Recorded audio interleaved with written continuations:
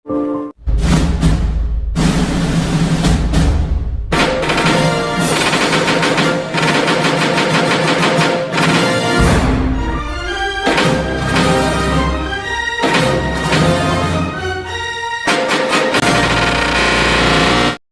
itu, pertarungan mereka pun dimulai. Di sini, ayah dari Tai Long mengeluarkan hewan roh miliknya, yaitu orang hutan.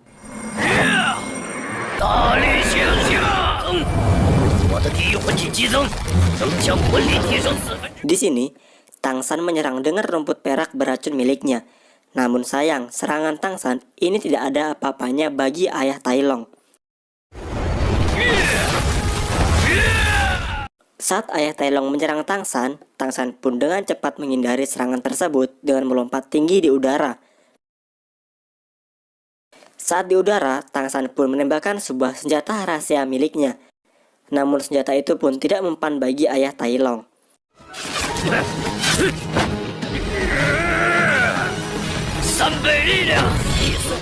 Tapi tanpa ayah Tai Long sadari, setelah Tang San menyerangnya, Tang San pun sudah berada di belakangnya.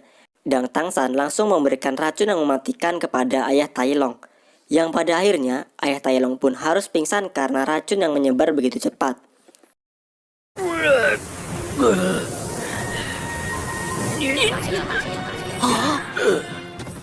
Melihat ayahnya kalah, Tai Long pun turun tangan.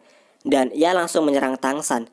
Di sini, Tang San berkata kepada Tai Long, "Berhenti, jika tidak berhenti ayahmu akan mati." Lalu Tai Long pun berhenti menyerang Tang San.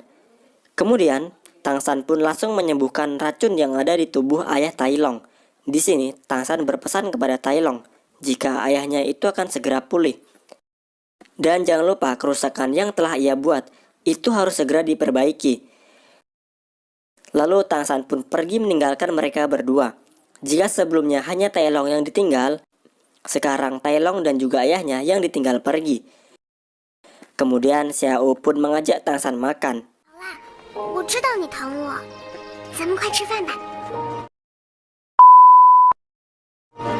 Setelah mereka makan, mereka pun akan pergi ke sebuah gedung, yaitu tepatnya gedung pelelangan barang. Setelah sampai di sana, mereka berdua pun dilarang masuk, dikarenakan mereka berdua bukan tamu undangan. Dan hanya satu syarat saja jika mereka ingin masuk, yaitu dengan membawa sebuah barang yang akan dilelang. Dan barang tersebut minimal harus laku dengan harga 1000 koin emas. Lalu Tang San pun mengeluarkan sebuah senjata yang sangat mematikan. Dan barang ini ia bandrol dengan harga 1000 koin emas. Karena Tang San sudah memiliki barang, ia pun diperbolehkan untuk masuk ke gedung tersebut. Setelah di dalam gedung, mereka berdua pun bertemu dengan seseorang yang dimana orang tersebut bertugas untuk mengecek setiap barang yang akan dilelang.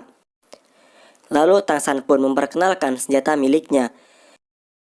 Lalu pengawas tersebut mengeluarkan sebuah dinding yang konon katanya dinding tersebut itu kuat dan kokoh dan juga tidak bakal rusak. Kemudian Tang San menembak dinding tersebut dengan senjata miliknya. Alhasil dinding itu pun dapat tertembus dengan senjata milik Tang San.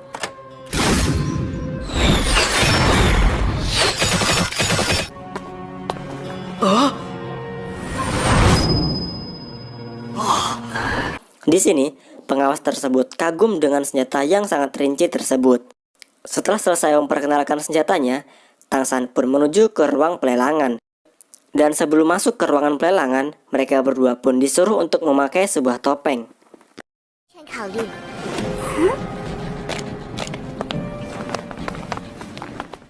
Saat mereka sudah sampai di dalam ruangan, mereka berdua pun bertemu dengan dua orang kesatria.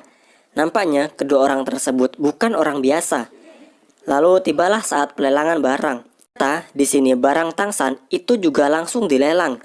Dan si pelelang itu membuka dengan harga 1000 koin emas. Kemudian, salah satu dari kedua orang misterius tersebut pun menawar dengan harga yang sangat tinggi, yaitu 10.000 koin emas. Di sini, Tang San pun sempat terkejut.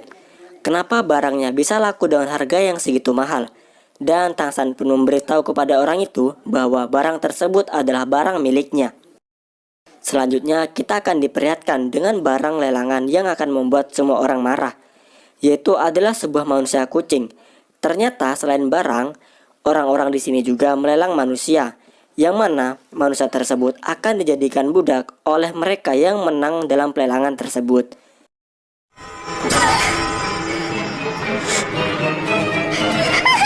Dan manusia kucing ini sendiri dibuka dengan harga 100.000 koin emas.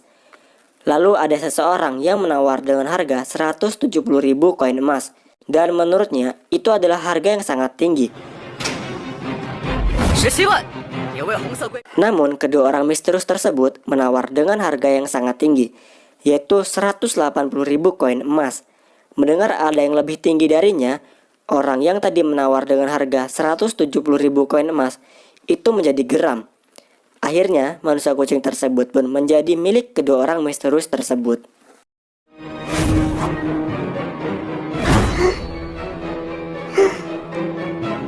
Setelah itu, Tangsan pun menghampiri kedua orang misterius tersebut.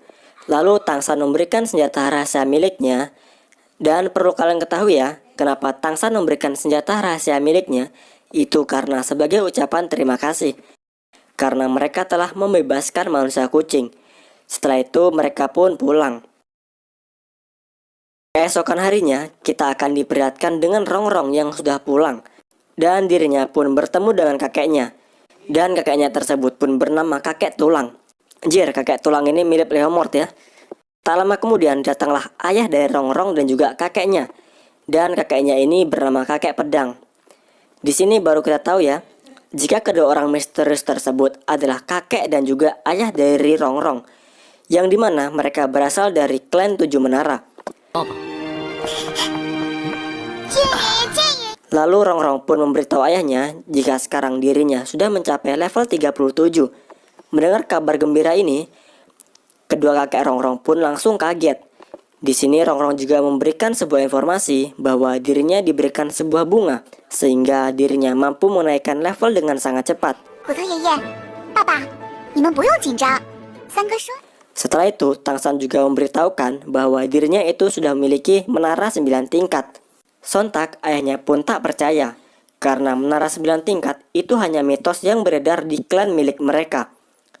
Lalu Rongrong pun menunjukkan kepada mereka bahwa dirinya ini memang memiliki menara 9 tingkat.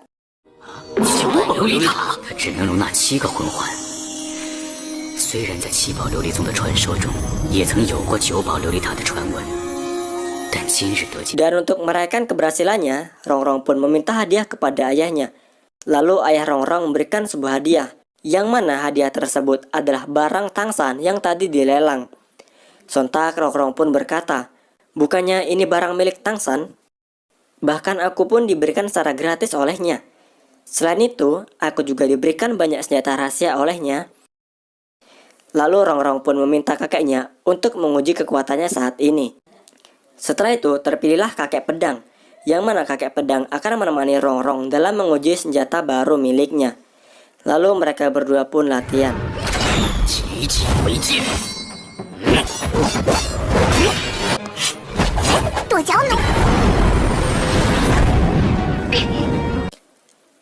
Saat kakek pedang mengira senjata Rongrong telah habis, Rongrong pun mengeluarkan senjatanya lagi, yaitu dari dalam rambut. Dan kakek pedang ini pun sempat terkejut, dan dirinya hanya bisa menahan dengan menggunakan gigi. Namun sayang, senjata tersebut memiliki sebuah racun, yang mana racun itu langsung masuk ke dalam mulut kakek pedang. Namun dengan keahlian kakek pedang, racun ini pun berhasil dikeluarkan olehnya. Di sini, Rongrong pun langsung diam dan ia takut dihukum. Tapi justru malah sebaliknya, Rongrong pun bangga dengannya, karena ia hampir mengalahkan kakek pedang. Tak lama kemudian, ayah Rongrong ini meminta Rongrong untuk mengajak Tangsan pergi ke kuil milik mereka.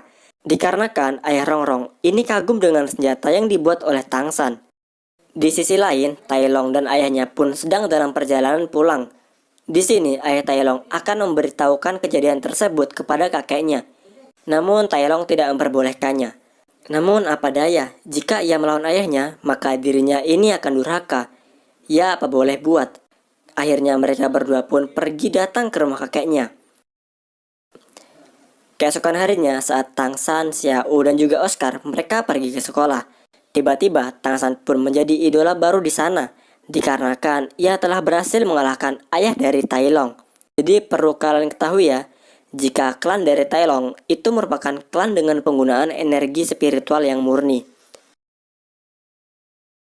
Tak lama kemudian, ada seorang siswa yang memberitahukan bahwa Tai Long telah datang dengan membawa kakeknya. Di sini sebelum bertemu dengan kakek Tai Long, Oscar pun memberikan sosis kepada Tang San. Sedangkan Xiao pun disuruh untuk menjemput Guru Zhan.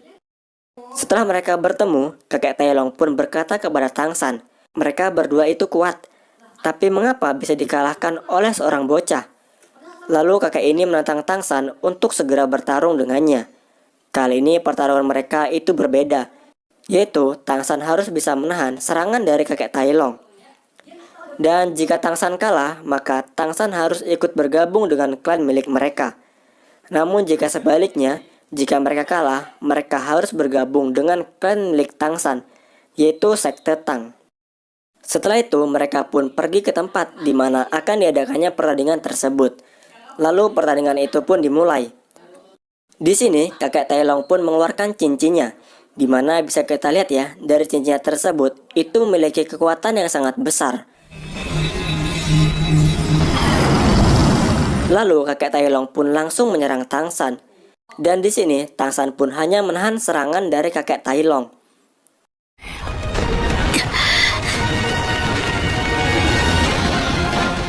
Tak lama kemudian datanglah Xiao dan juga Tuan Zhan.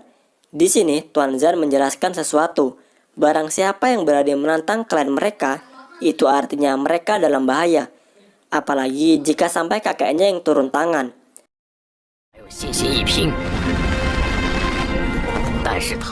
Kita beralih ke Tang San.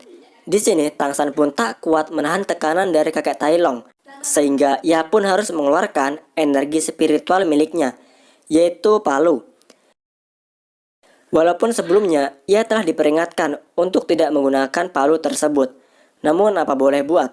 Setelah Tang San mengeluarkan palu miliknya, tiba-tiba muncullah sebuah raksasa yang sangat besar di belakang Tang San, sehingga membuat kakek Tai Long ini menjadi sangat terkejut.